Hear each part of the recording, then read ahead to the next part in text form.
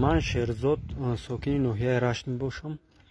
با اون شهروندانی که در نزد سفارتخانه فدراسیون روسیه یعنی میتینگ یا غوغا برداشتن و همه شما من یک سوال گذاشتنیم: آیا عزت امان کی است و از کدام حساب درآمد دارد یا چی بیزنس دارد که شما اینقدر پشتیبانی او هستید؟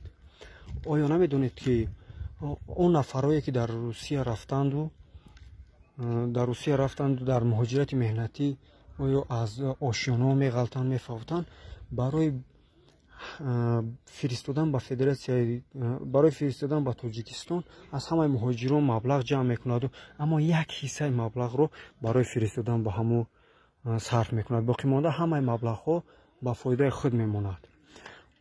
از شما یک خواهش میکنم تینجی وطن خود کردن در کار، یعنی تینجی تاجیکستان کردن در کار. شکرانه از همین تینجی تاجیکستان کردن در کار که یعنی که یگان نفر به ما یگان دلسوزی یا یاردم کردن نمیتواند. دولت ما تینج باشد انشالله همش خوب میشود.